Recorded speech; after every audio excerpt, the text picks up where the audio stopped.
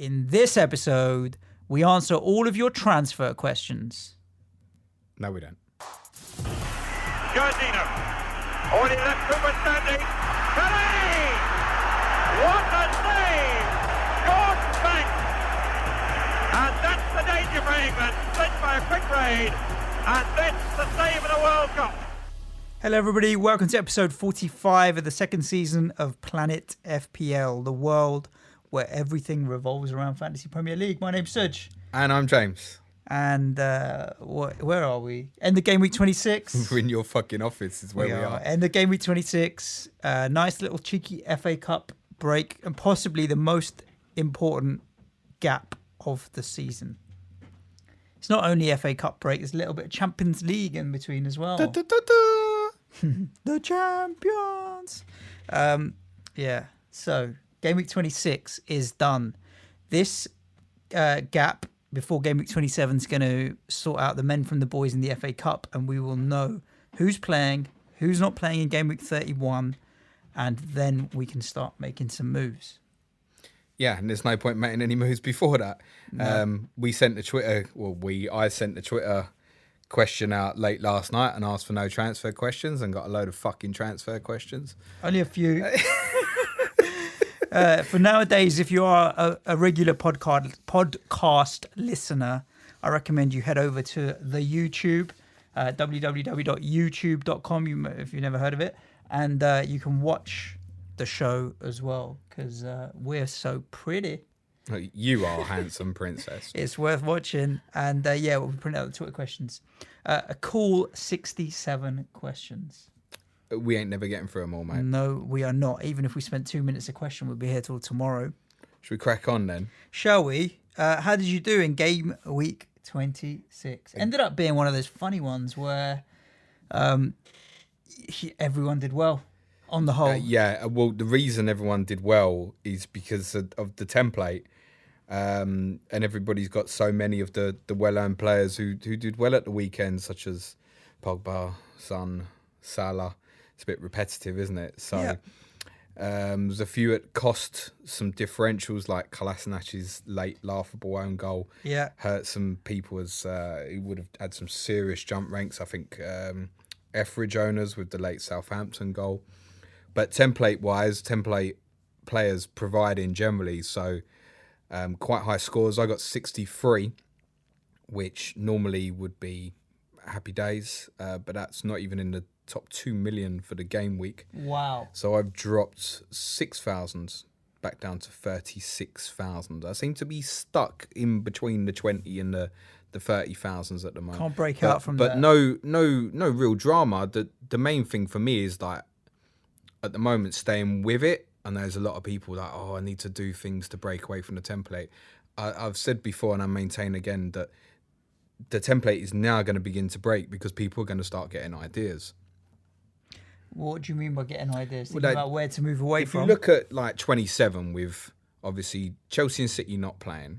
Correct. United and Brighton and Everton. Yeah, and them. United and Liverpool playing each other. Correct. Which means, should we be looking for different captaincy options?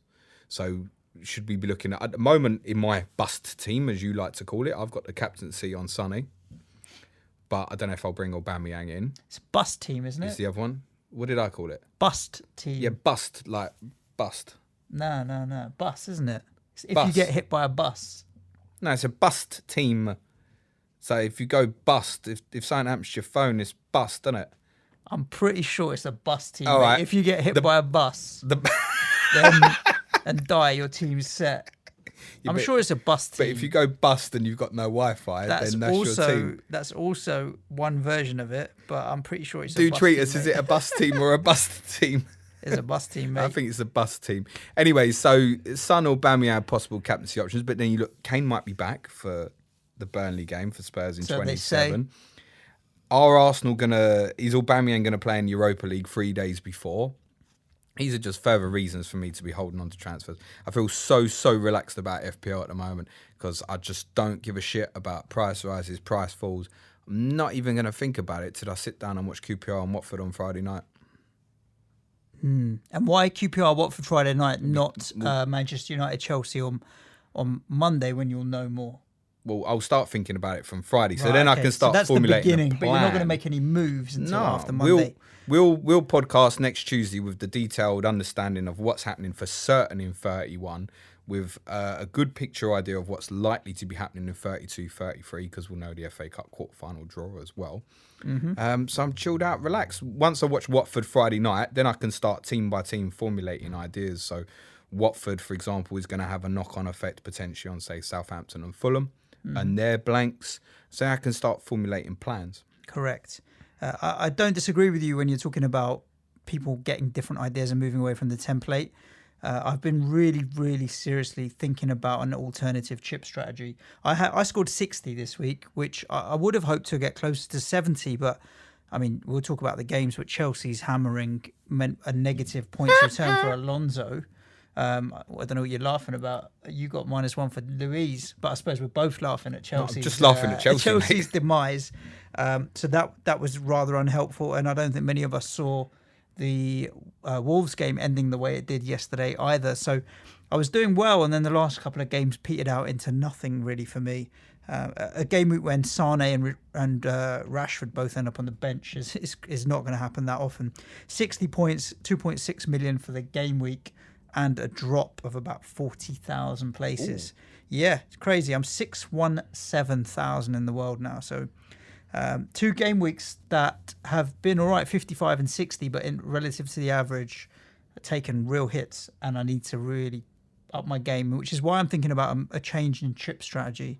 I know you're saying don't make transfers until Monday, and my heart knows and my head knows that you're right, but my moves are kind of almost set in my mind. Alonso to Trent and Richarlison to Felipe Anderson.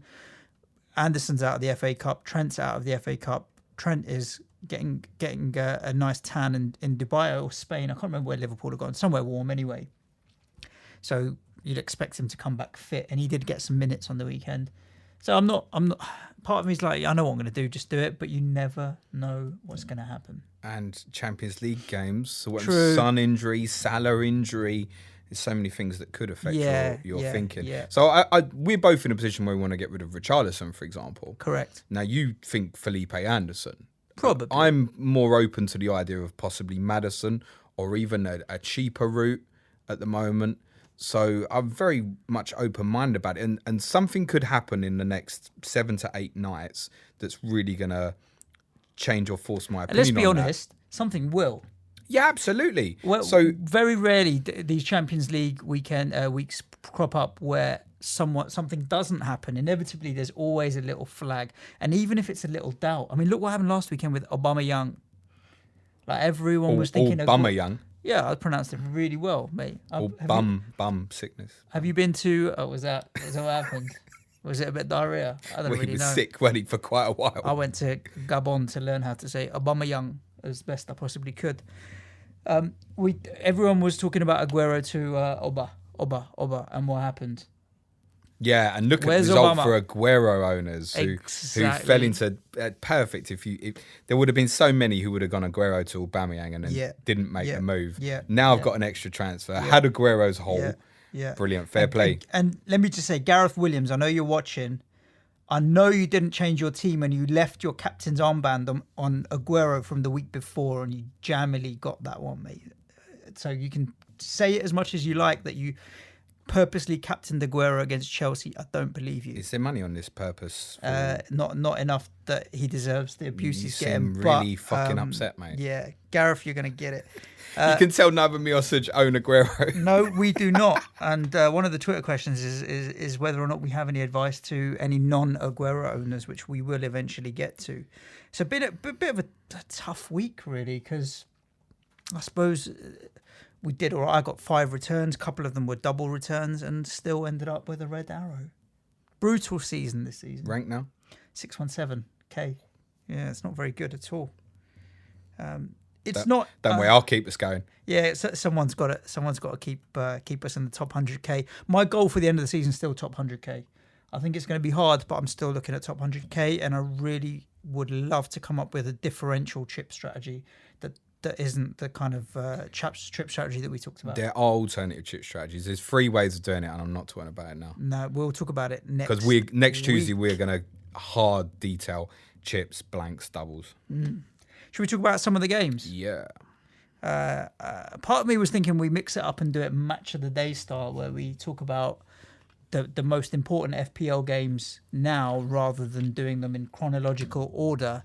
And especially because there's a few teams. That. Well, I thought I'd ask your opinion, mate, to be honest. No, chronological. Chronological in time order. Fulham 0, Manchester United 3. These boys, they changed the front 3, depending on whether or not you want to call it a fully changed front 3. And they still delivered. And Pogba's on fire. Previously, you would have said they haven't got a hope in hell against PSG, but I feel like almost making them favourites against PSG. You wouldn't have given them a hope against Liverpool. They're playing at home. It's not unconceivable that you can see United winning that as well. I think United, Spurs and Liverpool's Champions League ties are all very evenly balanced. City won't have a problem with Schalke, but I think for the others are there. But 3 months ago, you would have said PSG. No chance. Well, not 3 months ago because they hadn't had the draw then, but I'm looking forward to it actually, and I don't know. I'm quite enjoying watching United have that hunger and playing the way that they can. Yeah, I mean, obvious changes at the weekend was Rashford left out. There was a lot of murmuring sort of in a half hour up to the deadline that he was going to get left out. I left him in because my take on it was, A, everyone's in the same position. B, I thought if he'd come on, he could potentially do something on a counter anyway. Yep. Pogba kind of looks like a must at the moment, unfortunately. But if you're not on, I'd be so tempted to stay off because you've missed so many returns. You might as well keep missing them. The change in him from obviously the Mourinho play, it's the off the ball stuff as well. We know about his technical qualities. He's making damaging runs now as well, as shown by the first goal. Full credit and shout out to our Fulham correspondent, the Tinkerman, who wrote an article which we put on planetfpl.com last week about Fulham's weakness in the right back position. And sure enough, that's where the first 2 goals come from, and might lead you back to, say, Felipe Anderson against Fulham's next opponents. And in that area, that's one to watch. And I've just got another article I've seen of him on why we should still be having 5-man midfields, which is really interesting. We'll get that up probably tomorrow, shall we say, Suj? Wednesday? Depends how quickly you're going to get it to me. All right, well, I'll get it to you tomorrow. Tomorrow, then. Because I want to sit back and watch my beautiful face on YouTube tonight. On United, Lukaku's still shit. I think Lindelof has asserted himself, judging by the fact he was kind of left at home on the weekend, as the number 1 United centre-half at the moment. I think it's been that way for a little while. Most people have said that he is on paper their best, and now on the pitch he's their best centre-half as well. And I think my personal opinion is Phil Jones is the one that's going to actually end up being his long-term partner. I think still Bailly, I would have thought. United defensively is a really difficult one to know whether you want to get into or not. And obviously before the blanks, they play Arsenal in 30 and City in 31. We assume will be off in 31. And that looks like probably the right time to come off if your plan is to free hit in 32. Yeah. Two clean sheets in a row, though, for United. I've got Luke Shaw. Defensively, I've got Luke Shaw, and he's cheap as well at 4.9 when I bought him. But I don't treat him like a premium defender. He's not in my team week in, week out, and I'm happy for him to come in off the bench. So United defensively, for me, it's still a case of Shaw and to be used not as a premium. So talking of Luke Shaw, reminded me, I said to you I was going to do a teaser before that we started recording. You said you had a Trippier. I forgot about what Trippier? And you said trivia. But I'll tell you the answer to the question is Luke Shaw. Oh. And the question you haven't told us a question. Yeah, I'm doing it backwards, aren't I? Because I'm like that. You know that defeats the point. The question would have been, which player from the top 6 clubs is only 2 yellow cards away from a 2-game ban? Is it Luke Shaw? It is. Dirty little... Now, if you want some transfer advice, here's some players to avoid. So our dear friend Holibas, who's in a competition with himself over whether he can have more yellow cards or assists from corners this season, has now got a 2-game ban because he's got 10 yellow cards. Ouch. There are three other players you should be careful of. The main one is Luke Shaw, because he will be decently owned and a bit of differential. Fabian Schär in Newcastle was also on 8 bookings, and he's had some mentions recently. Another assist at Wolves last night. Jefferson Lerma at Bournemouth's 1 yellow card away, but not being owned. Milivojevic is on 8 yellow cards. Milivojevic Might have been in people's faults if obviously Palace go out the cup. And the other one is actually Robert Snodgrass at West Ham. But I mentioned that, and it's important to note when the amnesty for that is. So if you get 10 yellow cards before double game week 32, you get a 2-game ban now. It's still quite a way away. It's highly likely that and I believe if you get 15 before the end of the season, you've got a 3-game ban. Can you honestly see Hollybass not getting 15 fucking bookings before the end of the season? I don't know who still owns that guy, to be honest with you. So if you're a Hollybass owner, that's probably an unexpected one. You weren't thinking. If you've got Chelsea City assets, it's just another problem, isn't it? Yeah. So he's now going to miss Cardiff away and Liverpool away. Yeah, no doubt about that. United on fire. Fulham, Avoid. doomed. Fucked, doomed. I mentioned them home fixtures, and you can only see them picking up points really at home, and they don't get any easier. So avoid. No.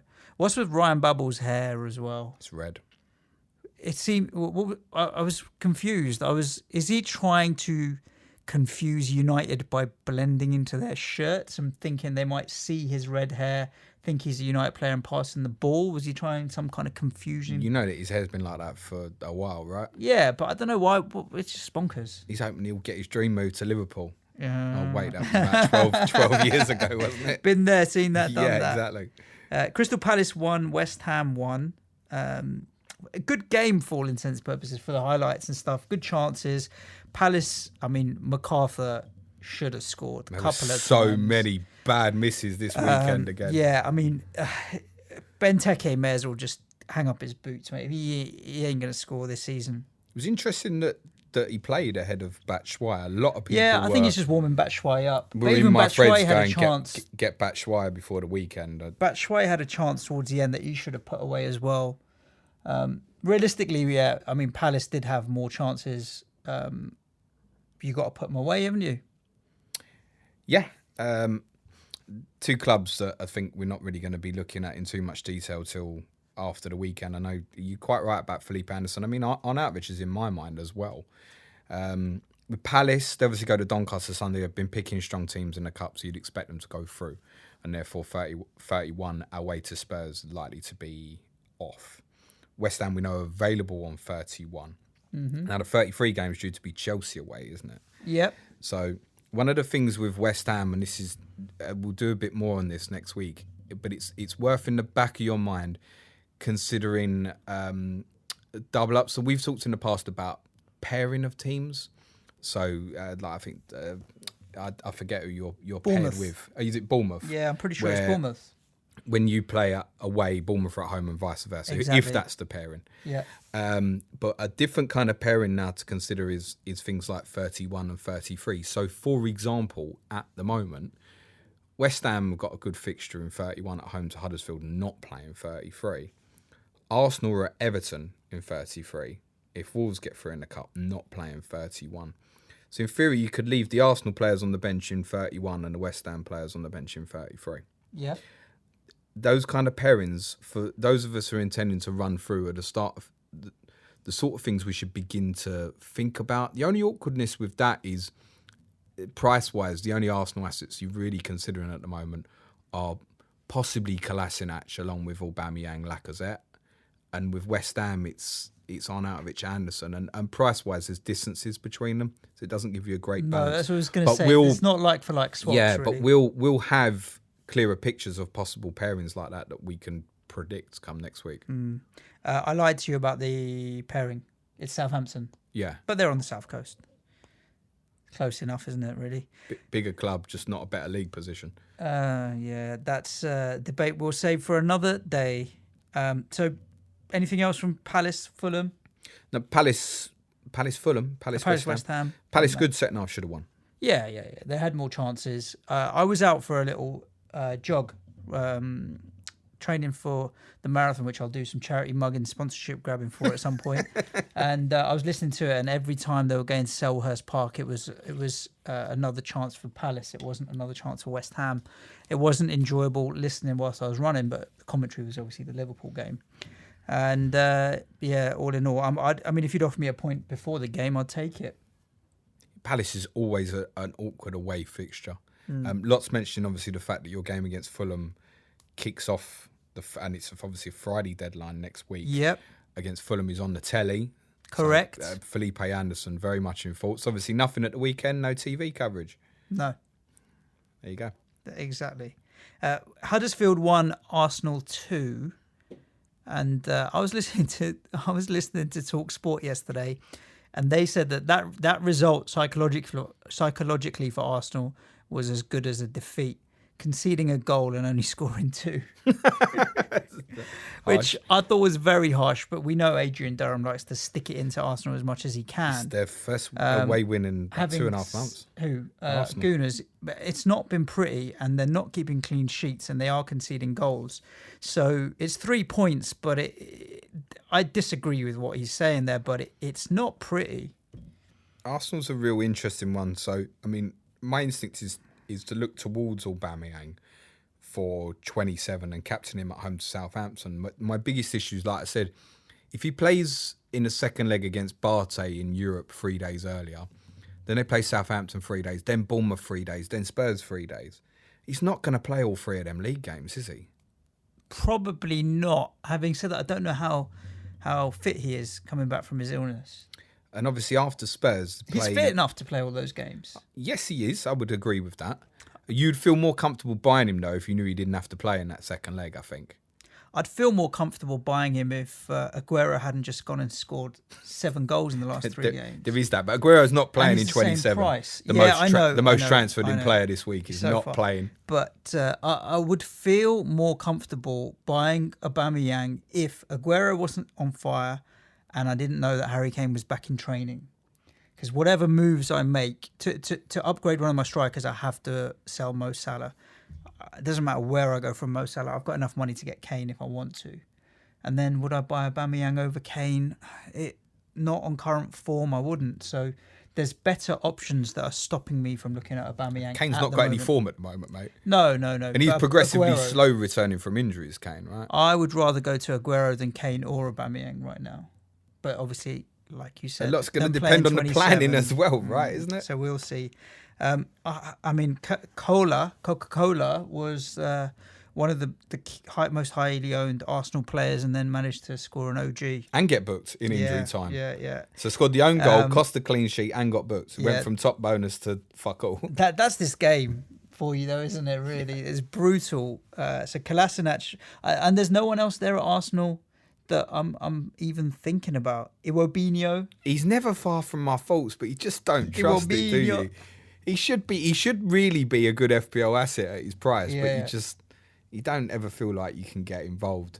The awkwardness of Arsenal is, like I said, 2 good home fixtures, and then they walk into Spurs away, United at home, and then possibly a blank. So it depends what the picture is on the other side. I've got something to cheer you up. So the majority of listeners obviously know about your triple captain fail on Leroy Sané. Yeah. Me and 26,000 others. I did see a team at the weekend with Aubameyang triple captain and Rashford vice. Oh, ouch. As you are. That's got to hurt. And it was a live team, I'm assuming. I would have thought so. Yeah, ouch. Liverpool 3, Bournemouth 0. So I told you I was out on my little jog. I covered a good 18 kilometres, but I was listening to the Liverpool game with Mo Salah as captain, right? And I tell you what, it was painful, and I was probably 3/4 of the way through when Salah scored. I mean, the last few kilometres were a lot easier, knowing that I'd got captain returns, and Salah had scored. But I mean, he should have got me more. Really, he hitting the bar, had the chances. Liverpool overall, you'd kind of go back to saying back to normal, really. Yeah, this was more like Liverpool. Yeah, I think their weak link, truth be told, is James Milner in that right back position. I think once Trent's starting, he came on, right, off the bench. He came on. Did I hear about it when he came on? Because I've got me and the other half went out for a bit of shopping Saturday afternoon. Got home with about half hour to go. Yeah. So Cardiff, just put the Sky Sports News on straight away. Cardiff scored. Yeah. Bamba. She's got Bamba sitting on her bench. Oh, Isn't she? right. No. Yeah. TAA sitting in. She's got Bamba as first fucking sub. Oh. You want to see the state of this girl when TAA come on. Why are you telling me ruining this? She didn't do her dance this time, no. TAA very much in my thoughts though. I told her, she said, I'm sick of him. I said, keep him. Yeah, it's not the right He's time so to well be selling priced, that guy, TAA. man. He's playing in both of the blank game weeks, 5.2 million. The only thing that will make me move for Trent before like the Champions League games is if I see some price movement on Alonso and TAA. But otherwise, he's the guy. Liverpool, once he's back in that right back position, when Yaldum obviously played very well, they're there. The question mark is around Sadio. I can't call him Sadio fucking Mane because. He returned in the first. I held on to him for so long with no returns. Sold him. And for the first time ever, he scored in 4 consecutive games. 4 and 4. And so people are like, is Mane a viable option? I'm like, well, look at the first half of the season. After he did what he's just done, he went on a blank run of a lot of games. But there's still, look, he's still a great player at 9 point whatever he is. I can tell you exactly how much he is. 9.6. He'll be a really interesting one in the coming weeks, I think, Mane, because I think most owners will probably only have Salah as an attacking Liverpool player. I've got Salah, Firmino. I've seen combinations of Salah and Mane, but the majority will just have Salah. I think depending on what games are blank in 31 will depend on how that goes. So I think if Arsenal and Spurs were to become available, then you look at Aubameyang, Kane, Son, and working those in for 31. But if they're not, and Liverpool are the only big hitting team, I think a lot of people's natural instinct will be, I need to get another Liverpool attacker. And I think probably more at the moment will go towards Mane than Firmino, who was much better as well at the weekend. Yeah, it wasn't great, but a bit better. His link for the third goal was brilliant. It was interesting that he seems a little bit more through the central at the moment now, with Salah coming back off the right. I prefer Salah in that position where he can see the game. He's not suited to back to goal, which a lot of the time he is going to be because Liverpool dominate possession so much. Should we talk about offsides and VAR, or should we leave that for the Twitter question that says, what's your opinion on VAR? Let's leave it. Yeah. We'll come back to VAR. We're not suggesting that Liverpool are trying to buy the league, but... No, we're not trying to buy the league, but these things all add up over a season.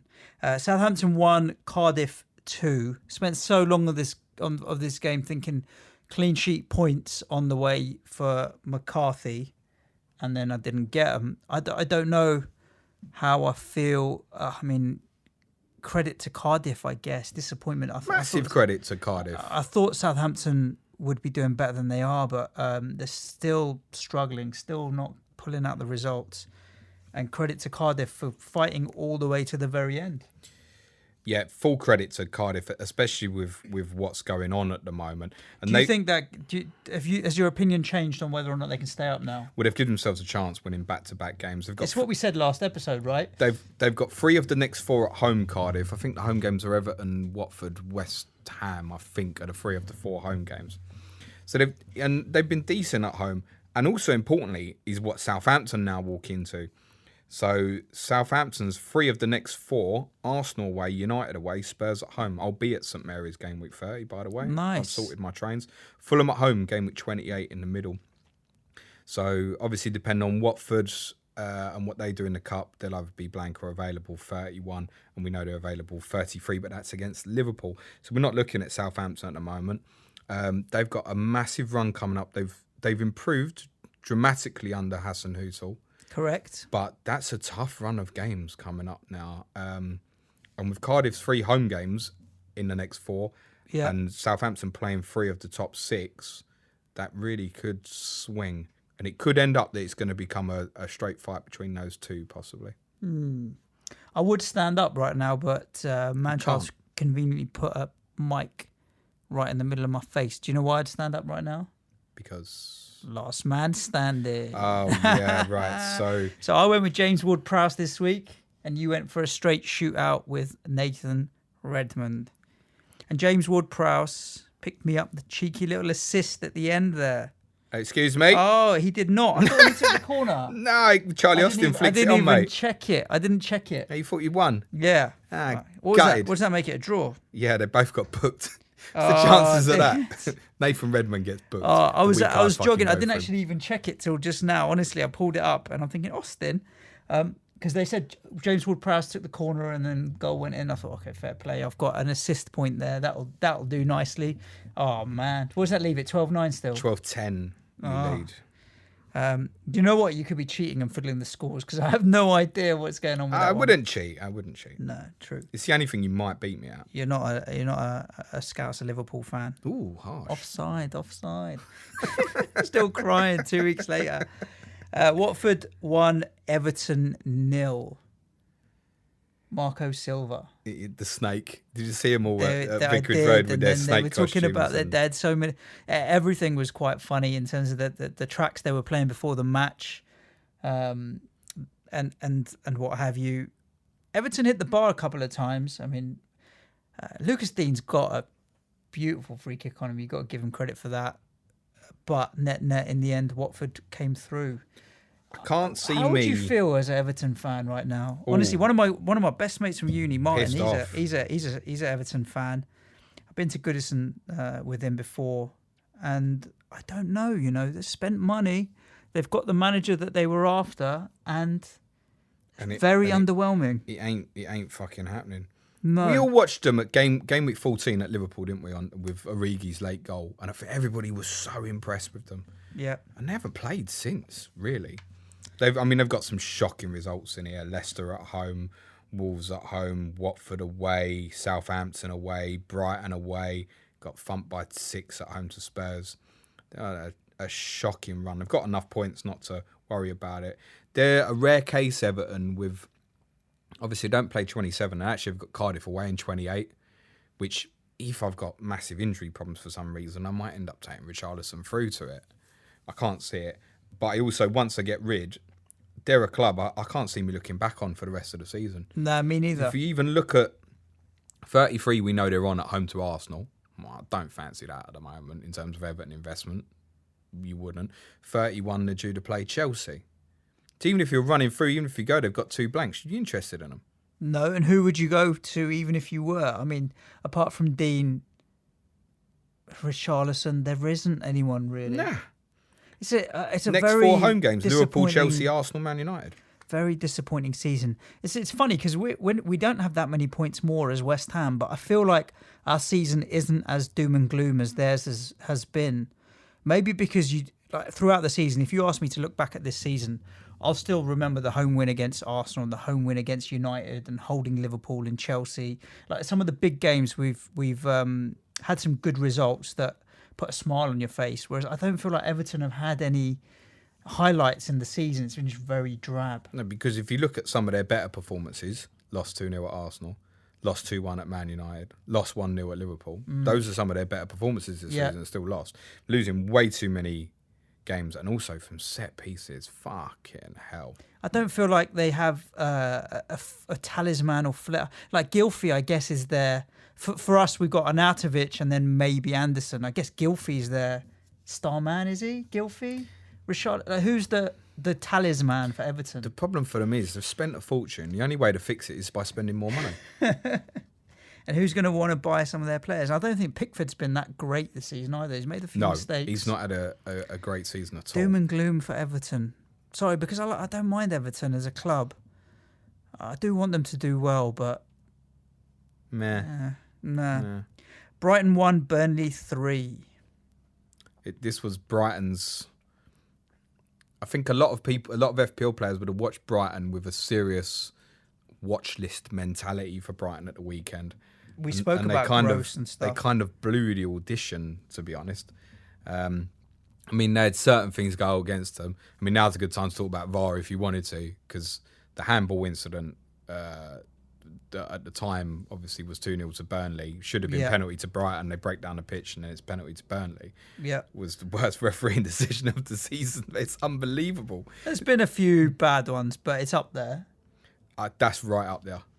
That is right up there. I mean, it's not just handball, is it? He actually kind of controls it like on his arm and cradles it like a baby and turns and walks away with it. We've got a question in the Twitter Astonishing questions decision. about parenting tips. Maybe we'll send that video as a how to hold your baby question answer. What? Burnley are ones to that now start looking at seriously or not? What are your thoughts? No, just briefly on Brighton. Second consecutive week, Pascal Gross with the most crosses again. And he hit the woodwork as well. And the fixtures look all right. Obviously, they don't play in 27, but then afterwards it looks all right. And I guess, again, it will depend a lot in terms of what happens with their FA Cup games against Derby. And I actually think they're the ones of the Premier League sides I think are most likely to go this weekend. I don't think, having dropped back into, they were about 3 points clear of relegation, and we've always thought they'd be all right. I don't think they'll go that strong against Derby, and I think they could go out. Mm-hmm. They're probably the only ones I think will go. Obviously, one of Chelsea or Man United will go out. But I think of the ones playing lower league sides, they're the ones I fancy most will probably go out. I think Wolves is a little dodgy at Bristol City. I think the others will probably be all right. Chris Wood, six goals in the last 7. Started all of those games. Ownership 0.5% right now. Real potential differential. I mean, Burnley have a tough game in 27 at home to Spurs. Thank you. But after that, they've only got, in the next 7, they've only got one tough game, which is away to Liverpool. But otherwise, Newcastle, Palace, Leicester, Wolves, Bournemouth, Cardiff. They're not easy, but only in the sense that no games in the Premier League ever are. And so Chris Wood at 6.2, 0.5% ownership, not a bad differential. I suppose let's see what happens in terms of blanks. Yeah, they're not at the utmost of my thoughts. I mean, it's 7 unbeaten, which is really good, and they're not out of it. It's just as well they have had this run of fixtures as well. I don't think them fixtures are great, like Newcastle away. No, they're not overly easy, but then 7 unbeaten, they're doing all right. Well, obviously, it helps to know that they're available in both blanks. Obviously, Leicester at home, Bournemouth away.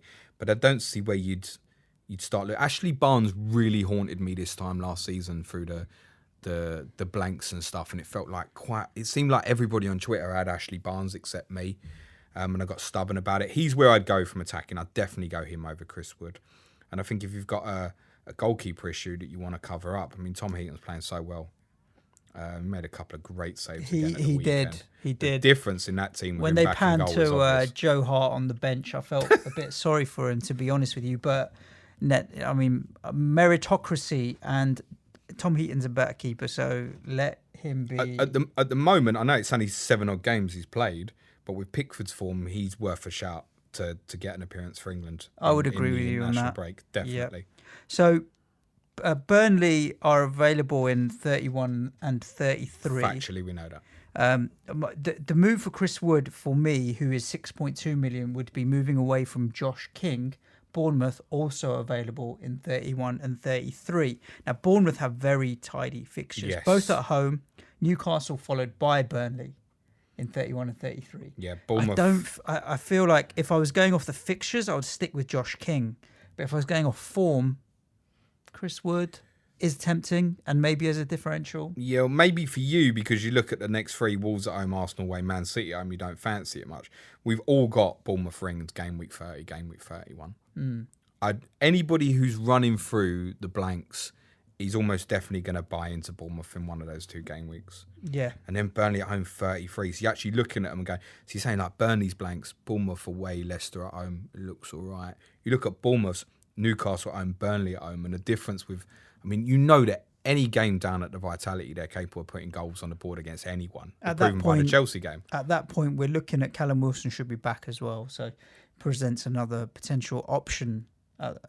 Brooks hopefully would be number 1 target for me at his price bracket. Again, it depends in terms of, like I said, what happens with, say, Spurs, Arsenal, particularly if they end up being available. Because if you need, for example, Son and Aubameyang in that team as well, then Brooks, because of his price, just fits so well. Talk to me about Leicester 3, Spurs 3, Leicester 1. Wishful thinking there, Leicester 3. Maybe if that penalty had gone in and on XG, I think it was. Oh, really? I got no fucking clue how we won that game on Sunday. Well, not a clue. all the reports were that Leicester played well and Leicester should have got a draw from the game. Why did Puel bench Vardy? Everyone's kind of sort of confused. The top scorer who always plays well against the top six. And I mean, I don't know. You were there.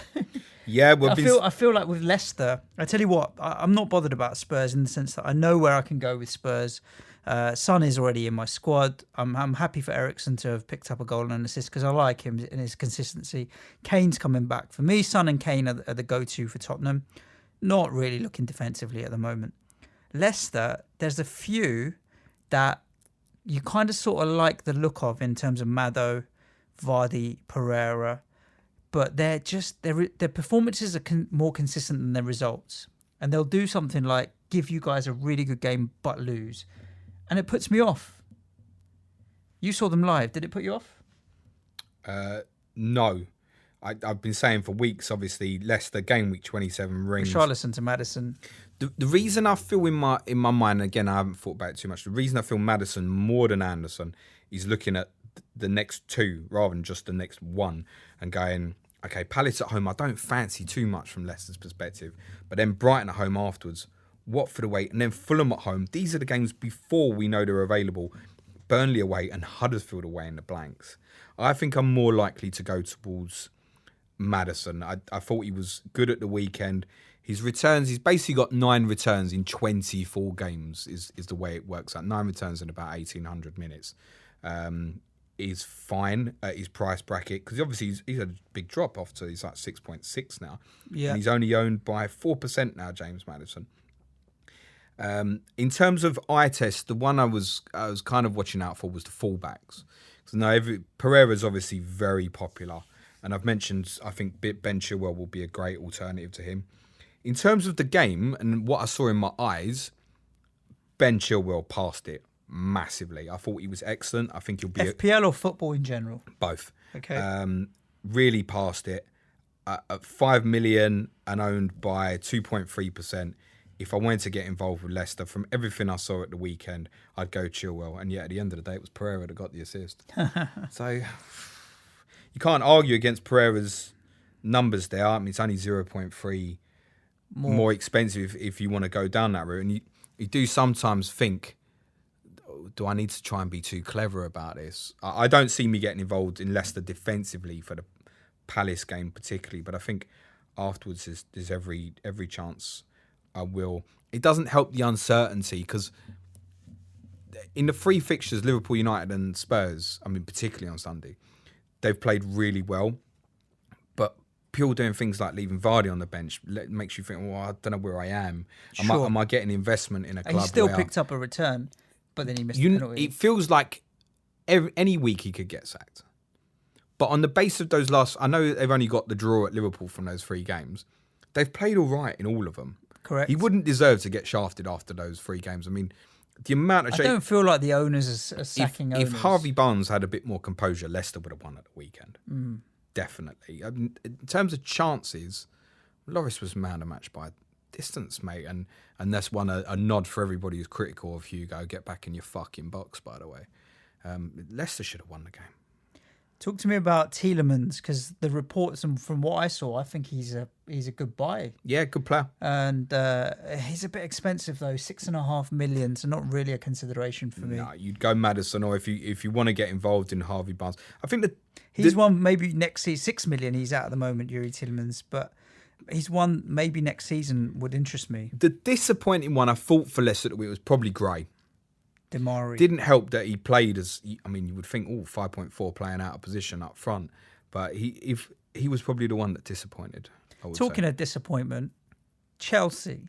Do you like my little slink segue into the next game? I taped the game and tried to avoid. Do you still have a VHS taping machine? I fucking Sky. I don't know what decade you live in. You know what it is. Yeah. Betamax. Yeah. Okay. And some dickhead at King's Cross said, it's 3-0. And I knew it weren't fucking 3-0 to Chelsea. No chance. Yeah. So I knew that City had won the game. But I did watch the whole game anyway. I didn't know what the score was from 3-0 onwards. And gone from thinking, I don't really mind what the result is here from a Spurs perspective. Second half, I was like, hammer them, please. Yeah, sure. Because no one really likes them, do they? No, not really, to be honest. He's done, by the way, the manager. Yeah. I think what he did at the end. I don't think there's a recovery. Walking down the tunnel without shaking hands, when they were literally, a metre and a half apart, was not good. It's just not a nice situation. I know they got battered, but Pep wasn't in his face or doing anything to wind him up. You could see that even Zola was kind of confused. He didn't really know what to say to Pep in the sense of, yeah, sorry, mate, my guy's just done that to you. But I don't think there's anybody who will even listen to this podcast who doesn't think, just fucking play Kante alongside Jorginho, mate, and see how it goes. Yeah. He just won't change, will he? So, and actually, they were 4-0 down, and for probably the last 15 minutes of the first half, they were the better side. They were okay. They were the better side. They actually looked all right with the ball, which might be noticeable going forward. But then City aren't going to play the way other teams do, which is, go on then, you've got the ball, break us down. They're not going to have the benefit with respect to playing teams like Huddersfield as they did in 25 every week. So I don't think we really know where they stand at the moment. Obviously, we know that not so playing who is the real Chelsea? Is 27. it the Bournemouth and Man City 0-9 Chelsea, or is it the 5-0 Huddersfield Chelsea? It's somewhere in the middle. Do you think so? I think it's more towards the rubbish. Well, judging by some of the recent away performances, I mean, they got slapped at Bournemouth. They were horrendous at Arsenal. They got battered at Wembley, which we were the first thing that really kind of exposed the Jorginho problem back in November. Yeah. They look a weak team at the moment. I think they've got characters in that squad who, Hazard, David Luiz, if they're not at it on their day, if they're not mentally up for it, they're just... I mean, Hazard didn't play particularly badly at the weekend. He didn't have anything to do with it, but you think, go on, raise yourself, be the fucking man. He had one early run, but not a lot else. So I think they've got bad eggs in the squad. I think they need a bigger rebuilding than they thought. Or they go the brave route, which they probably should do, get Hudson-Odoi in the team, get Loftus-Cheek in the team, play Kante with Jorginho and see how it goes between now and the end of the season. Yeah, you know I can't see Sarri being in charge next season. Yeah, I'm with you on that. Let's talk about City. So it was the Aguero and Sterling show. Loved his first goal. How good was that? Owners are very, very, very... I don't know what to do with Leroy Sané. I think with City, you know what you're going to get. And so if you own him for a reason, stick with Leroy Sané. I'm riding him through this blank game week. Are you really going to still keep hold? Through the blank game week, yeah, because I've got 2 free transfers, which is Alonso and Richarlison, who I don't want to keep long term. Sané, I'm happy to keep. That's so brave, mate. Thank you. It's the nicest thing you've ever said to me. I'm brave. It's fucking brave. I know it might also be fucking stupid. Nah, leave Sané. I can't. I'm not going to take a hit to get Leroy Sané. What we can advise on is obviously potentially what do Aguero owners do now. For the and blank. Obviously for yourself. Yeah, I mean, it depends on whether how long you've owned Aguero, but you've got to assume that most people have been off and then back on again. So they've bought him at his 11.3, 11.4. Do you go back to, most probably you had the idea of going back to Aubameyang. Do you do that or do you hold through? I think it would be a balancing act. Forget the value. It'd be a balancing act between, are you happy to have wasted 2 transfers to take him out and bring him back in? Do the hokey cokey. And the flip side of that, are you prepared to know you've got a player of that value that you're going to get no use out? I think if you're going to be captaining him in those fixtures afterwards, which I mean, can't advise against at the moment, then yeah, hold. If you've no intention of captaining him, I'd say sell. West Ham at home in 28, Bournemouth away, and then Watford at home before the blanks. Those 2 home games, I don't see them tearing it up in West Ham and Watford. You notoriously do quite well at the Etihad. Yeah, we'll be up for it because we only seem to get up for the big games against the top 6 and then roll over like a nice, polite little dog for everyone else. So, do you know how many people have bought Sergio Aguero so far this week? I don't. So this is a real stab in the dark guess. I know it was like 40,000 on Sunday night. So I'm going to go in at 100,000. 175,000 approximately. Who are you? Put your hand up and make yourself known. James got an open hand slap for you. Just under 35,000 have bought Raheem Sterling. 55,000 have bought Aymeric Laporte. There's also randomly 20,000 people have bought Kante. Nearly 20,000 have bought Higuain. Listen, these ain't all people on wildcards. The fuck, seriously. Nah, it's a really not a good week to be playing your wildcard. I love for a blank. the fact that all sense would be, right, Aguero to Aubameyang, captain Aubameyang. Aguero's the most transferred in player with a blank, and Aubameyang with the best fixture is the most transferred out. Don't tell me there ain't some fucking numpties playing this game, mate. Like, seriously. Yeah, there are, and they all sit around the 620,000 mark. I know there's teams out there who, like, they build up their value and they only care about that sort of shit. And listen, that's bollocks, mate. There ain't 175,000 of them. Fuck that. There are some stupid people out there. Oh, dear. Wolves 1, Newcastle 1. Let's wrap this game up because I want to get into these Twitter questions. All right, cool. Good from Newcastle. Really good. Mate, it was painful. I didn't watch it. I had it on in the background on the radio and then switched off about 50 minutes in and then went back to it 90 minutes, something like that. And it was 1-0 to Newcastle. I thought, all right, fair play. Relegation. The relegation battle is thereabouts and the fight is on. I like to see teams, putting up a fight, but then Wolves to come back. But everyone had their money on Wolves to put a result in and keep the momentum going. We say it again and again, Premier League, welcome to the Premier League. It's a tough old league. Newcastle's the sort of one you might, depend on the cup results, even if Palace win, and it's notable that they've got Palace at home in 33, you might want to take a gamble on. So I'll give you a scenario. Newcastle got 2 great home fixtures coming up now, and they need to be putting points on the board. And I would trust them to have certainly at least the odd clean sheet in upcoming home games, which it's Huddersfield and Burnley at home are the next 2. Then they go to your place, West Ham, Everton at home, Bournemouth away 31. We'll forget 32 for the minute. Now, Palace at home 33 could be on or off, depending on Palace. Yeah. But I think even if Palace beat Doncaster, were they to get, say, City away in the quarterfinals, I think you could take a punt and go, those 2 blanks are not too bad for Newcastle. Yeah. And they might be one to look at. Everybody who seems to be in the know about MLS is obviously screaming about the prospects of Almiron, who came on for the last 20 or so last night. Very left-footed, looks very lively, good player. Nothing you could see there to make you think, oh, I need to get involved for fantasy. If you know more about him than I do, and that's your thing, and it's Huddersfield at home, by all means, crack on at 6 million. I think that's too expensive for an attacking Newcastle player, personally. A lot of people looking at Isaac Hayden as well, who's been starting the last 6, 7, 8 games. Well, he obviously scored because I said don't go near him. Yeah, true. But it's a couple of assists in a few games before that, and then the goal. But 4.3 million, he's cheap, and he is starting.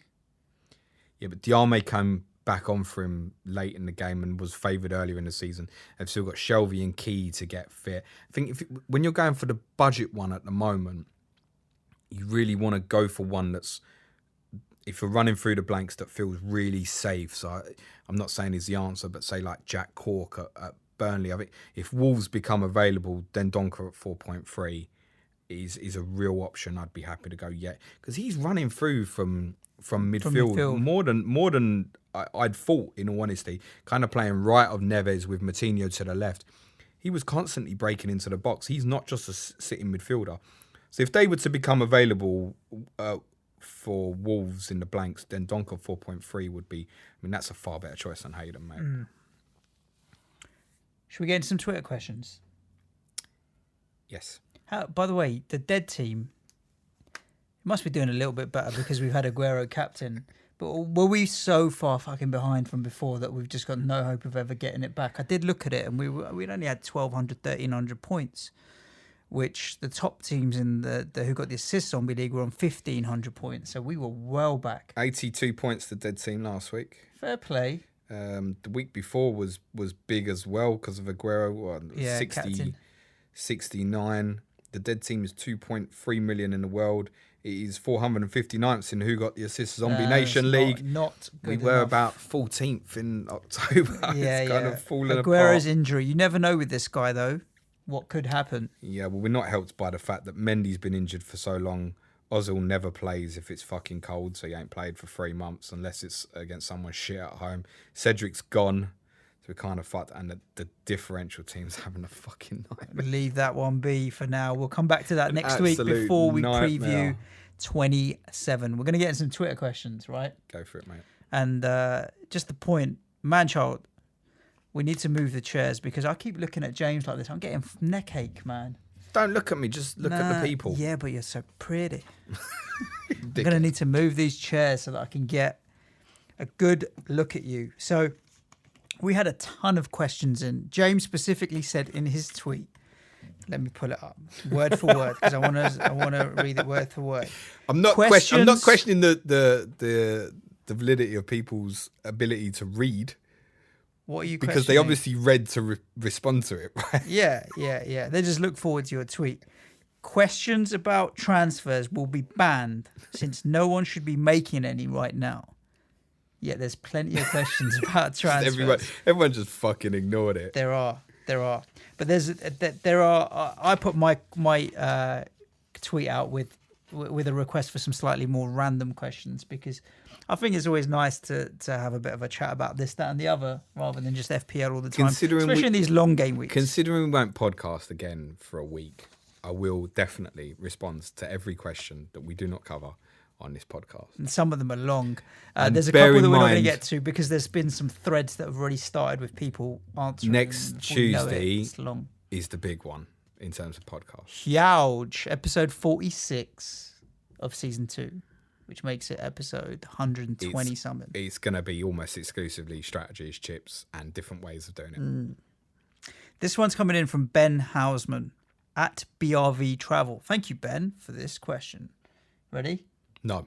Would you rather fight off 100 duck-sized horses or one horse-sized duck? Fuck the horse-sized duck. Seriously, I'll have 100 of the critters. 100 of the little ones. 100 of the little horses, yeah. Yeah, that's a shitload, though. Yeah. In my opinion, in a fight, speed and agility generally is more useful than strength. So a duck the size of a horse is scarier than a horse. A duck the size of a horse is pretty big, but a horse isn't going to eat you. Imagine the beak on that thing. There's 100 of them. Beaks are pretty strong, yeah. I would rather fight 100 little. I don't know. The duck will eat you, mate. I'm telling you. Yeah, fuck it. I'd go with the little horses that I can kick. I can drop kick them and kick them to touch. I'll do a Johnny Wilkinson on these 100 duck-sized horses.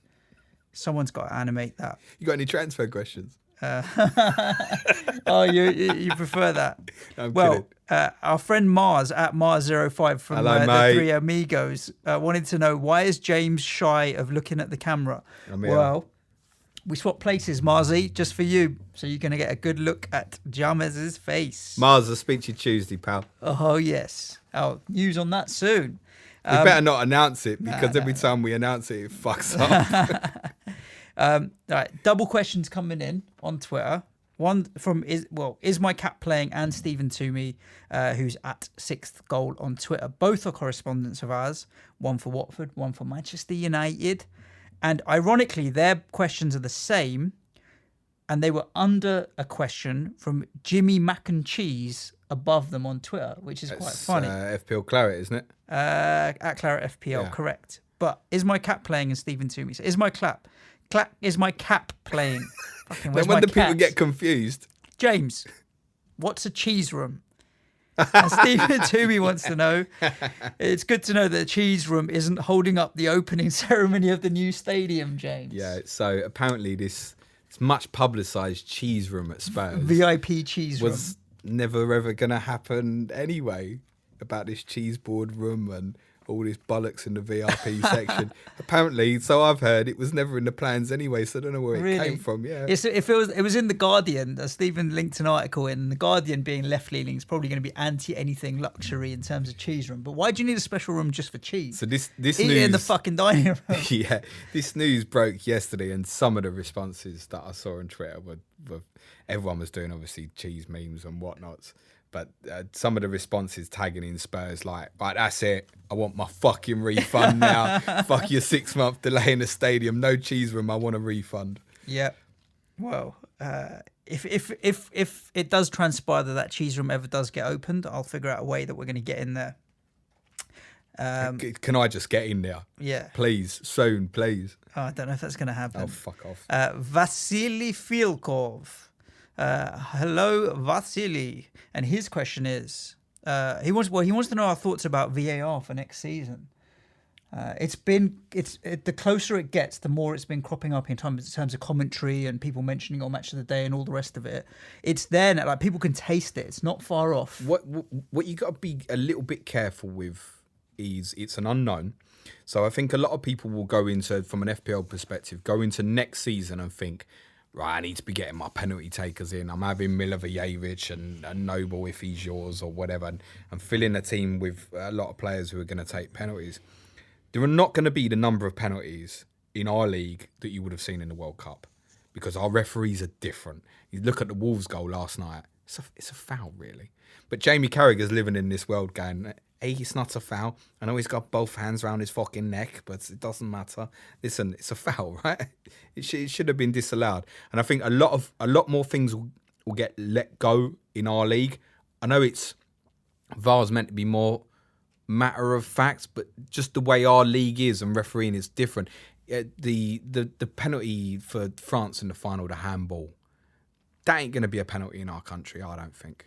I think there's two sides, 2 points I'd make on that. One, I don't fully agree with you on that. I think referees will divulge a lot of their power to VAR. So I think they will be looking at a lot of it and kind of hold their hands up and just give it. Yeah, I think they'll shy away from the responsibility of taking the decision. So I agree with you that it's not going to be to the extent of the World Cup, but I'm not sure how it's going to play out. The second thing is the debate quite often when I hear it on the radio in the middle of matches is, was that a clear and obvious mistake? Yeah. And that's the area where I don't think we know. Like James Milner, clear and obvious mistake. Great. But there's quite a lot where we're like, oh, VAR would have sorted that out. It wouldn't get called to VAR in the first place because it wasn't a clear and obvious cock up by the referee. So I don't think VAR is going to stop all of the. The problem is, and what they've done so far with offsides is they've taken it so far. So I would look at the Liverpool goals. So the goal at West Ham, where Milner is very, very clearly offside, that has to be offside. It has to get pulled out. Yeah. But the one at the weekend against Bournemouth, there was a lot of reports Saturday it was definitely offside. But I've seen one where you could argue that half of his body was off and half of his body was on. And those won't get given. I think that's got to stand and just let it go. Yeah, so, I mean, it won't get given in the sense it won't go to If you're VAR. talking about putting 2 lines on the screen, there's a millimetre in it. Like, for fuck's sake, just stay with the original. That's the biggest one for me. I quite agree with you. Like, if there's a massive mistake and it's clear, like the handball that Brighton should have had at the weekend, it has to be a penalty. But don't go overruling the referee just because, matter of fact, the VAR referee's opinion is that is a foul. Like, it's got to be matter of fact to be changing it. And for people in the stadium, it needs massive improvement. Because I've experienced it a couple of times now on freezing cold nights at shitholes called Wembley, and it's been awful. Yeah. Where it just takes so long to organise. And to be honest, by the time it's the one we had against Rochdale last year in the FA Cup, it was like 3 minutes or so, and even it was going to be a penalty or not a penalty for us. So even our supporters like, do you know what? Just let them have a fucking goal kick. Really. Get on with it. Sick of this. So go to football, particularly in our country, is obviously to see attacking football, and obviously the flow of the game is really important. But communication to stadium, I quite agree that it's right for VAR to come in. We've got to get decisions more accurate and right. It's particularly important if you consider, if Liverpool win the league on goal difference after that offside decision at West Ham, that's, it's wrong, right? Yeah, I mean, there's in a way, it's unjust. I'm not saying it would take away from Liverpool's achievement, but it's wrong. I'm sure City have had decisions go their way, for example. Yeah.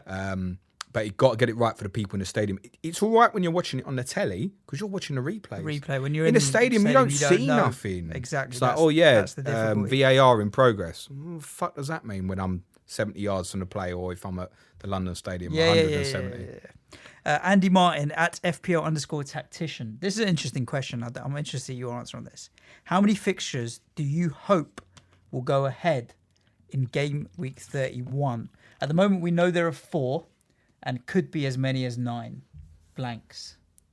It won't be 9, but I'm it could hoping be. for 5. 5 blanks and 5 going ahead is perfect. What are you hoping for? I couldn't give a shit. No, I mean that. No, but what are you hoping? I think if you're in a position where you're hoping for, see, this is like you can watch FPL and have an investment in player, and you can want a certain player to do well or badly or whatever because it directly impacts your rank or whatever. With blanks, you can have literally no influence on this, right? You can have an influence on the team you pick. You've got no influence on what's coming. So I don't think about it. It will be what it will be. And then that's why I say I'm not making any plans till next week. I think I'm with Andy in that I think 5 is a good number. What will happen if there are 5 or 6, maybe 6 games going ahead?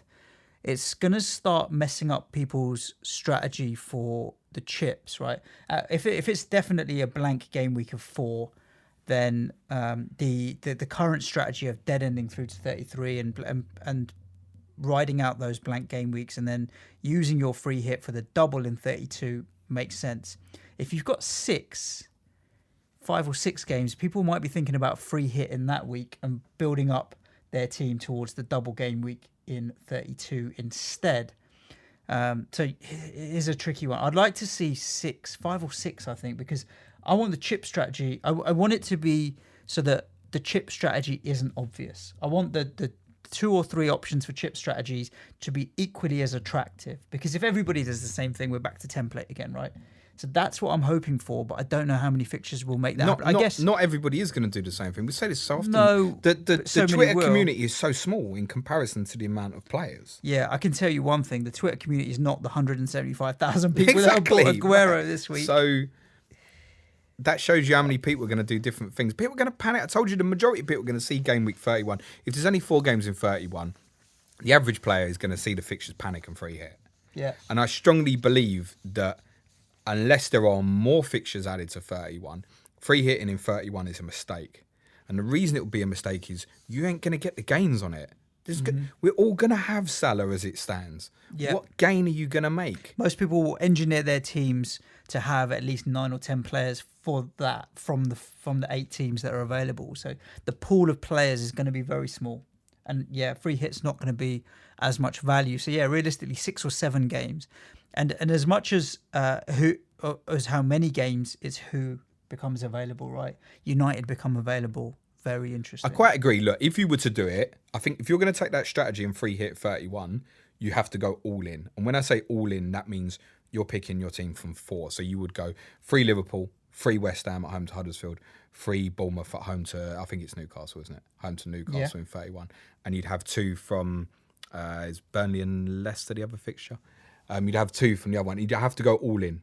Otherwise, you're not going to make the gains on it anyway. And then that's a risky strategy in itself. Mm-hmm. Vasily, who asked a question about VAR, just to top him off, mate, wants to know how Toilet is doing.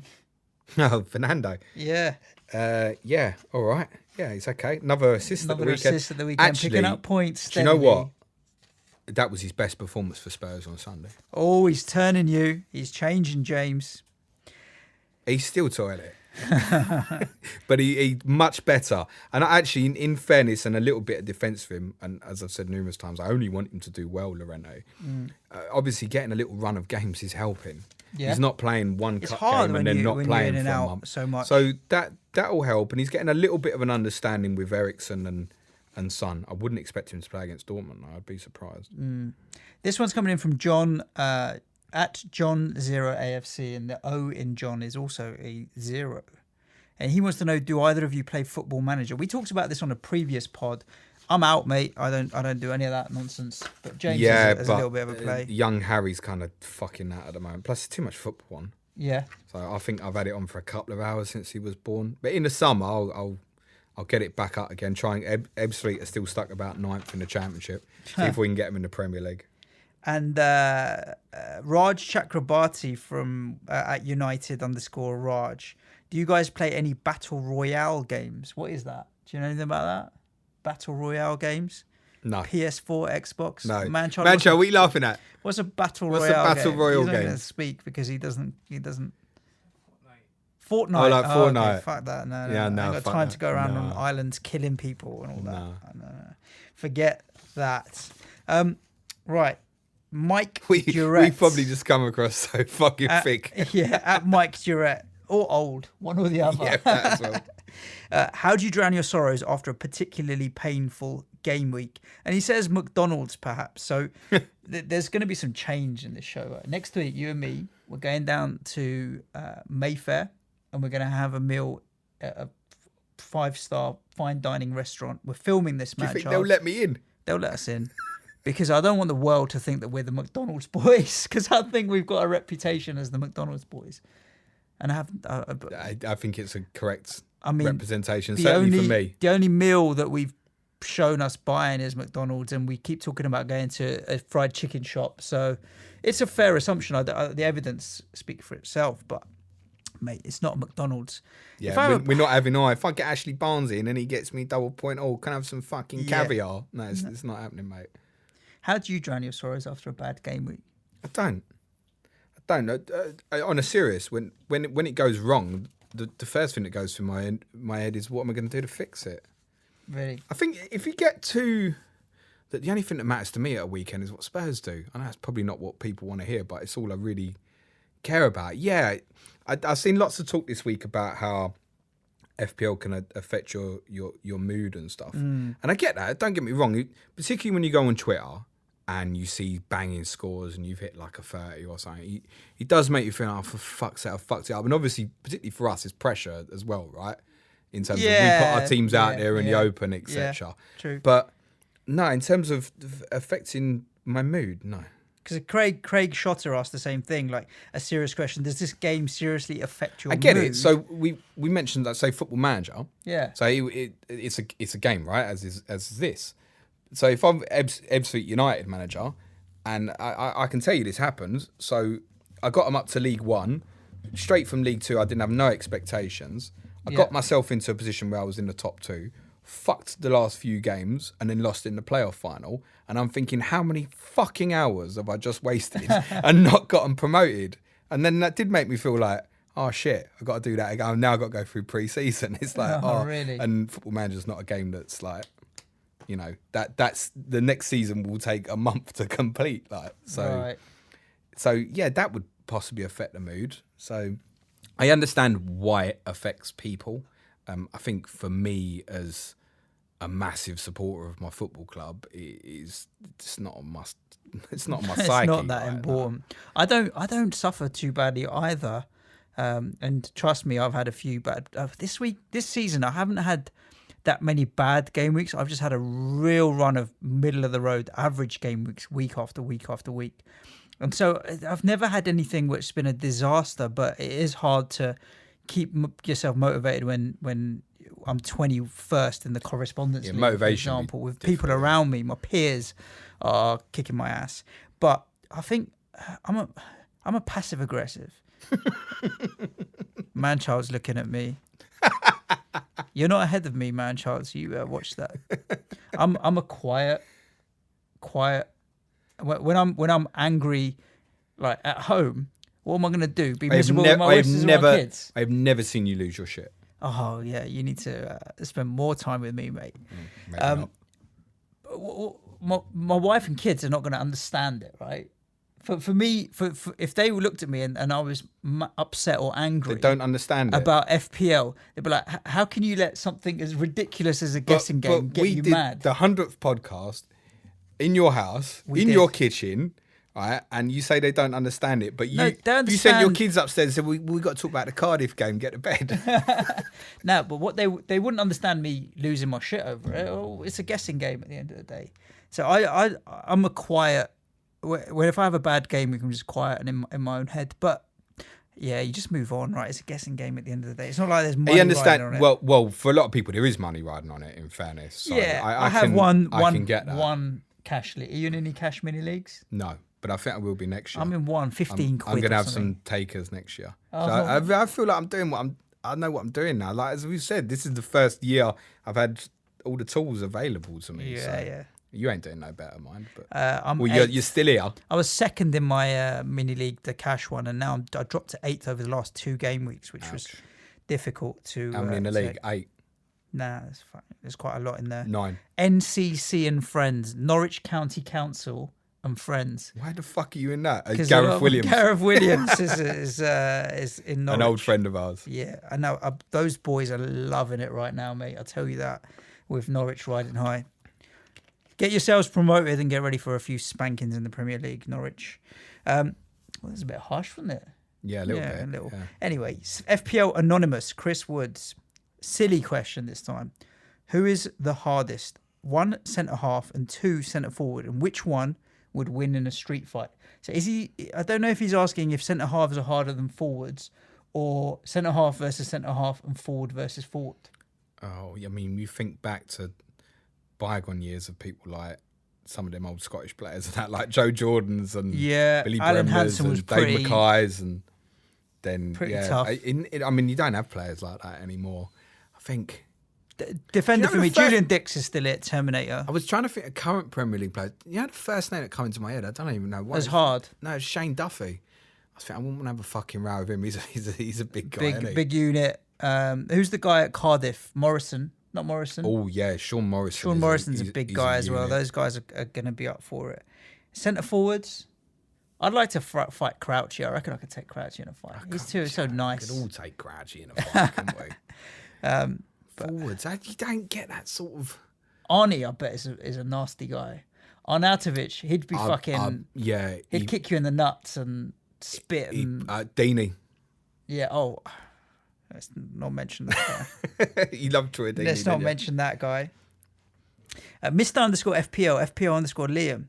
Shall we take a week away together from FPL? He didn't quite word it like that, but I feel like he's asking me out on a date. Well, off you go. But Liam, send in your picture on Twitter and we'll talk, mate. Should we be taking a week away from FPL altogether? Responses will be courtesy of man-child. True that. I quite often am away from FPL when we have these gaps. Like I'm not interested and not bothered, even in weeks when I You shouldn't be. completely switch off from it. Don't you?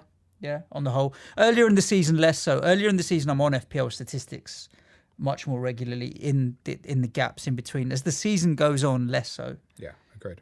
So yeah, I think you should be taking a week away from FPL. I've got some very interesting thoughts about some bits and pieces with FPL, which we're going to talk about next Tuesday as a game overall. So we can talk about that. FPL question. It's an FPL show, mate.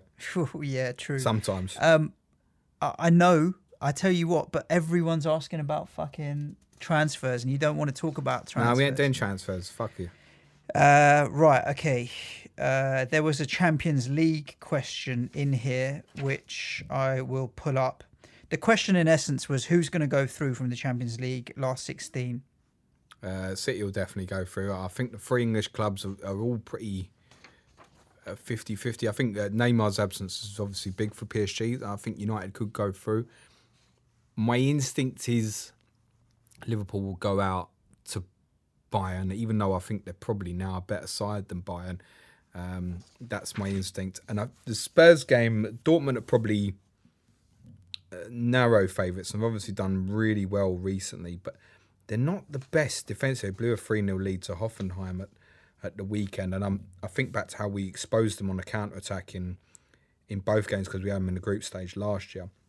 And I think I'd actually be happy with a draw at Wembley tomorrow night. I know that sounds ridiculous, but I really think that we might do stuff to them on the counter actually in Dortmund. So I think it will be more about what happens in the the second leg and then the first leg. Unless, of course, obviously, if Dortmund come and win by 2 or 3 at Wembley, then obviously it's over. But I think the second leg will be crucial to that, and I think whichever side counter-attacks better will probably win that tie. Dortmund are rightfully favourites. I would say so. Jadon Sancho's with them, right? Oh, what a talent he Looking is. forward to seeing him live. No, I'm not really. I think I'd quite like to... No, I am. I am. Live, you go to football to see the best players, and you go into this competition to play the best players. See, I am looking forward to seeing Sancho. It's a shame Marco Reus is unavailable as well, because he's been so unlucky with injuries, and I think he would have been a top player if but for injuries. Sancho, he is a phenomenal talent. He really could carry England to like World Cup semi-finals. Not last time, just like last time. We'll go out. I think as a Spurs fan, you have had enough semi-final disappointment over the years. Yeah, England as well. Yeah, I'm used to all that shit. I know. Yeah, we only got into the Nations League last 4, so I could lose another fucking semi-final this year. Yeah. Tommy wants to know. Tommy_Gonzo. Well, he's got 2 questions. One's real and one's not. My real question: Newcastle looking good defensively. Should I consider Lascelles versus Huddersfield? I think the reason he asks if that's his real question is I'll get to his other question before. Yes, I'd seen a lot of people mentioning Shah, and I think those 8 bookings is enough reason problem. to the people are mentioning away. him just because of his goals the other week, man. It's not. Keep an eye on is Barrera, isn't it? The left back they've got him from Monaco. Obviously didn't play last night. I think if I went in on back, I'd just go Lascelles. It's the reliability. Captain, know he's going to play. Yeah. Having listened to your, it's the same, Tommy. Having listened to your opening music, which has mixed it up today, which we'll talk about in a sec. Bow our hats to the great Gordon Banks. Oh, of course, man. What a keeper. Having listened to your opening music, 3 questions. Who is Gary Messi? I think it's Gary Messi. Yeah. How much is he in FPL, and is he an essential? Gary Messi. Oh, man. Well, Lionel Messi, if he was in FPL, would be about 15 million, wouldn't he? Would have to be. It'd probably be. I'd happily. The cheapest defenders are 4.5. Anybody called Gary is automatically 4 million. Yeah. So, by average, there, what does that make him? 9.5. I would buy. It'd be 9.5. I would honestly buy 4.5 million defenders. I'm gonna say 4.5 attackers, 2 midfielders, 2 4.5 attackers, and Messi. That would do me nicely. Messi really would be captain every week when he wasn't fucking hesitate. You wouldn't forget it. Interesting one, and just while we're talking a little bit off subject, but on Salah, and I'd be interested to know people's thoughts about this, and I might put this out as a poll before we pod next Tuesday. Correct. Go on. Do you think he'll return at United? Do I think he'll return at United? Because I don't. There's not an ounce of me that thinks he'll get an attacking return at Old Trafford. Which is interesting, right? United have kept 2 clean sheets in a row, but prior to that, they hadn't. Defensively, they are getting more stable. I trust Matic and Herrera as good defensive midfielders. It wouldn't surprise me if one of them sits on Salah and tries to do a man-marking job on him. Luke Shaw defensively. Lindelof, does he play left out of the 2 or right out of the 2? More right, isn't he? Yeah. So depends. Phil Jones, Bailly, both capable at that point. I would suspect, and it's away, so I'm probably 20% that he will get a return, 80% that he won't. Let me ask you a different question. Who do you think's more likely to return at Old Trafford, Salah or Firmino? Salah. I think Salah. I think that's close. It is close. We're talking about very fine margins in this guessing game. Who do I think's more likely to return, Pogba or Salah? Pogba. We're just talking about a one-off fixture here. We're not talking generally. I'm just talking about that fixture at Old Trafford.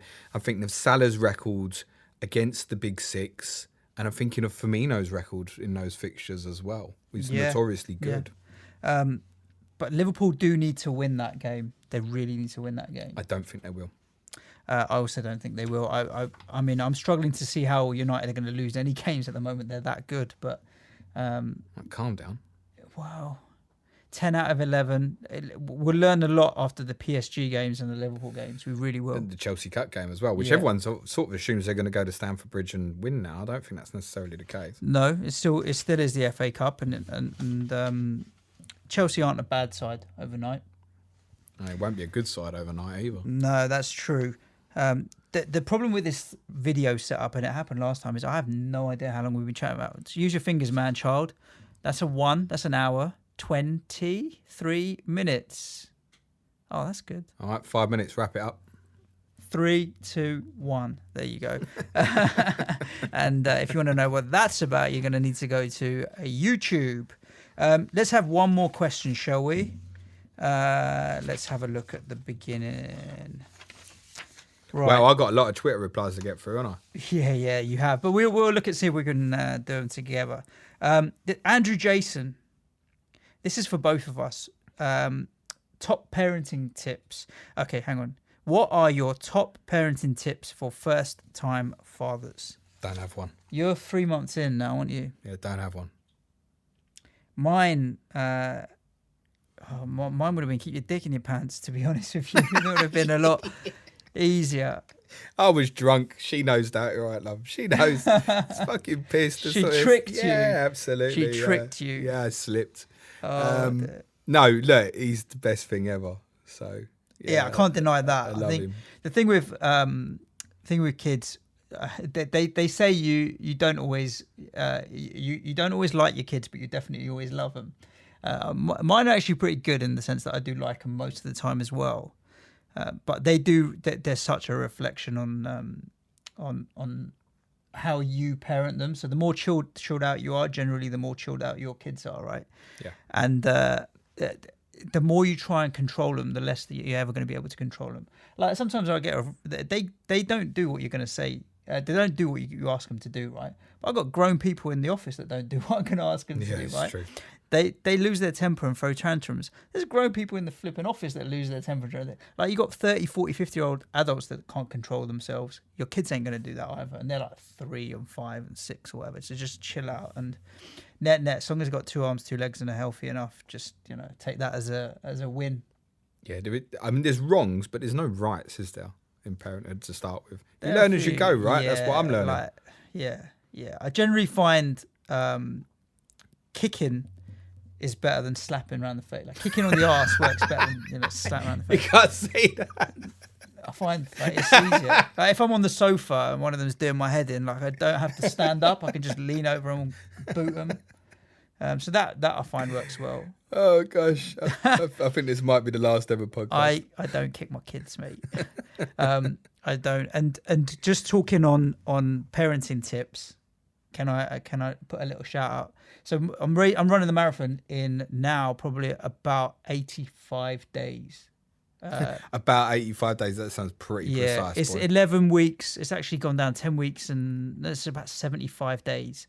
And I'm raising money for a children's hospice down the road from us here in North London, Haven House, which basically helps families for children that are terminally ill or have illnesses that are lifelong conditions, right?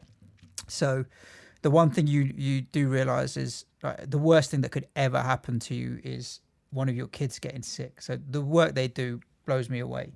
Anyway, 3 weeks ago, they were kind enough to give me a price to run the marathon. Thank you for giving me 100 days to run it. That's who I'm raising money for, a children's hospice. And you just picturing in your mind any of your kids being terminally ill, you think, nah, forget about it. It's just unimaginable. So the more we can raise for them, the better. We've had plenty of people that have always asked us to set up a little Patreon and collect a $5 or $10 here for beers, and trust me, that's so appreciated. We're going to put the link out if you do want to support Haven House and my little marathon run. Every penny is going to go to a very, very good cause, and that kind of puts parenting in perspective. Yeah, but are they going to sponsor us or what? Who, the people? Yeah, Haven House. Oh, as a show sponsor. Yeah. They get free honorary. They can be our chosen charity of choice, the Planet FPL charity of choice this year. Sponsored by Haven House. Haven House Children's Hospice. No, nice, mate. It's great. And we'll stick out links to my online fundraising page and stuff in the next 24 hours once the pod's gone live. Do help if you can. And you know what? Every penny counts, even if it's a quid or two here or there. So there we go. We got a little if break I know now. this community, that's some serious donations coming in. Well done, mate. I mean, it really moves you when people do stuff like that you never met before. I can't move, so I ain't doing anything. Anything else to add? End of game week 26. No, it's just like onwards and upwards to the FA Cup. Chill out. You always say that at the end of the pod. Anything else, I always go no. No, there never is. Chill out, relax. Towards the weekend, have an understanding of what cup result can affect things. But actually, the draw for the 6th round is also possibly going to be very important. If you're following the path of running through the blanks, there's a key letter in there. It's the S. It's not just a blank in 31. There is 33 as well. And we've got to use a little bit of intelligence to potentially plan for that as well. But chill out, relax. This time next week, we are going to fucking cover it all. Correct. The draw's after the United-Chelsea game. I correct? assume so, On Monday. yeah. So if it's Wednesday, we're fucked, aren't we? No, it's normally it'll be Monday night. Sometimes it is before the game. Sometimes it's after the game. So it'll be Monday night. Other than that, thanks for watching on the YouTube, and thank you for listening and tweeting in all of your questions. If we didn't get to your question because it's a transfer-related question, you were warned. You were warned. B, we will get to it. We'll do our best to help you as we can throughout the week. But transfer questions we may hold tight until next week. So don't lose any sleep or over it, or don't lose any hair like James over it. And other than that, Manchal just started laughing. I have no idea why. Hair. Yeah, he's fucking insulting me, isn't he? Mind you, all we do is insult him all day long. So yeah, I mean, sometimes when he starts laughing that much, I'm scared some wee's gonna come out. Anyway, cue the fucking music, boy. Manchild, ciao for now. Good luck, everyone.